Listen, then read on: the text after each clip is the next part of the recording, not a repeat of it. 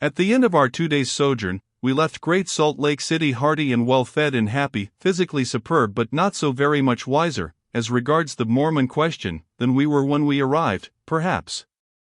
We had a deal more information than we had before, of course, but we did not know what portion of it was reliable and what was not, for it all came from acquaintances of a day, strangers, strictly speaking. We were told, for instance, that the dreadful Mountain Meadows massacre was the work of the Indians entirely, and that the Gentiles had mainly tried to fasten it upon the Mormons. We were told, likewise, that the Indians were to blame, partly, and partly the Mormons, and we were told, likewise, and just as positively, that the Mormons were almost if not wholly and completely responsible for that most treacherous and pitiless butchery. We got the story in all these different shapes, but it was not till several years afterward that Mrs. Waite's book, The Mormon Prophet, came out with Judge Cradlebaugh's trial of the accused parties in it and revealed the truth that the latter version was the correct one and that the Mormons were the assassins. All our information had 3 sides to it, and so I gave up the idea that I could settle the Mormon question in 2 days. Still, I have seen newspaper correspondents do it in 137.jpg, 62K. I left Great Salt Lake a good deal confused as to what state of things existed there, and sometimes even questioning in my own mind whether a state of things existed there at all or not. But presently I remembered with a lightning sense of relief that we had learned 2 or 3 trivial things there which we could be certain of, and so the 2 days were not wholly lost. For instance, we had learned that we were at last in a pioneer land, in absolute and tangible reality. The high prices charged for trifles were eloquent of high freights and bewildering distances of freightage. In the East, in those days, the smallest money denomination was a penny and it represented the smallest purchasable quantity of any commodity. West of Cincinnati, the smallest coin in use was the silver 5-cent piece, and no smaller quantity of an article could be bought than 5 cents worth. In Overland City, the lowest coin appeared to be the 10-cent piece, but in Salt Lake there did not seem to be any money in circulation smaller than a quarter, or any smaller quantity purchasable of any commodity than 25 cents worth. We had always been used to half dimes and 5 cents worth as the minimum of financial negotiations, but in Salt Lake if one wanted a cigar, it was a quarter; if he wanted a chalk pipe, it was a quarter; if he wanted a peach, or a candle, or a newspaper, or a shave, or a little Gentile whiskey to rub on his corns to arrest indigestion and keep him from having the toothache, 25 cents was the price, every time.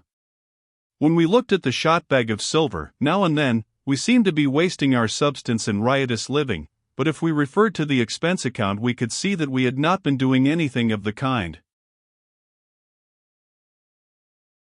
138.jpg, 21K. But people easily get reconciled to big money and big prices, and fond in vain of both. It is a descent to little coins and cheap prices that is hardest to bear and slowest to take hold upon one's toleration.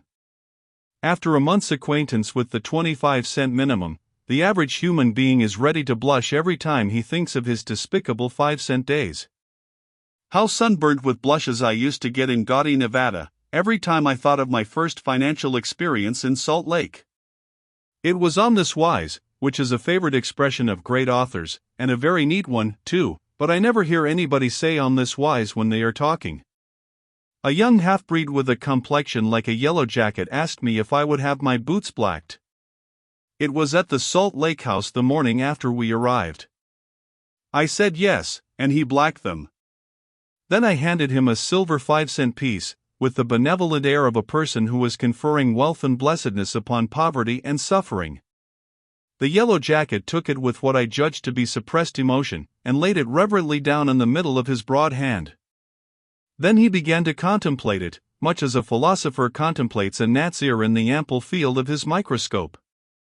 Several mountaineers, teamsters, stage drivers, etc., drew near and dropped into the tableau and fell to surveying the money with that attractive indifference to formality which is noticeable in the hardy pioneer. Presently the yellow jacket handed the half-dime back to me and told me I ought to keep my money in my pocketbook instead of in my soul, and then I wouldn't get it cramped and shriveled up so. 139.jpg, 61K. What a roar of vulgar laughter there was! I destroyed the mongrel reptile on the spot, but I smiled and smiled all the time I was detaching his scalp, for the remark he made was good for an engine. Yes, we had learned in Salt Lake to be charged great prices without letting the inward shudder appear on the surface, for even already we had overheard and noted the tenor of conversations among drivers, conductors, and hostlers, and finally among citizens of Salt Lake, until we were well aware that these superior beings despised emigrants. We permitted no telltale shudders and winces in our countenances, for we wanted to seem pioneers, or Mormons, half-breeds, teamsters, stage drivers, mountain meadow assassins, anything in the world that the plains in Utah respected and admired, but we were wretchedly ashamed of being emigrants, and sorry enough that we had white shirts and could not swear in the presence of ladies without looking the other way. And many a time in Nevada, afterwards, we had occasion to remember with humiliation that we were emigrants, and consequently a low and inferior sort of creatures. Perhaps the reader has visited Utah, Nevada, or California, even in these latter days, and while communing with himself upon the sorrowful banishment of these countries from what he considers the world, has had his wings clipped by finding that he is the one to be pitied, and that there are entire populations around him ready and willing to do it for him, who are complacently doing it for him already, wherever he steps his foot.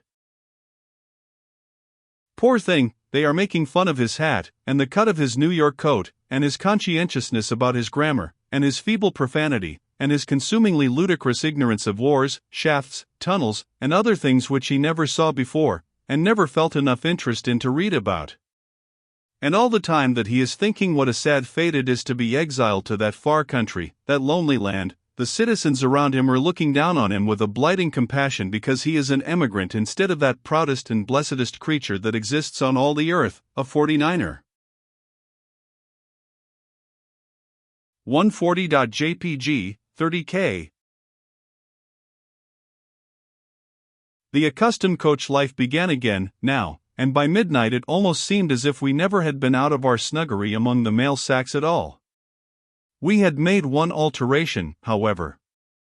We had provided enough bread, boiled ham, and hard-boiled eggs to last double the 600 miles of staging we had still to do.